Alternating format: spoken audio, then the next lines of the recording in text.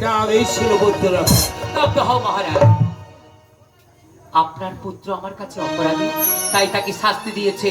আর আপনিও যে অপরাধ করছেন, আপনার লক্ষ টাকার গৌতমকে প্রাণে হত্যা করে আপনি যে অপরাধ করিয়েছেন, এবং কি আপনার রাজত্বে যে অপরাধ আপনি করছেন, এই অপরাধের ক্ষমা নাই, ক্ষমা নাই, ক্ষমা নাই।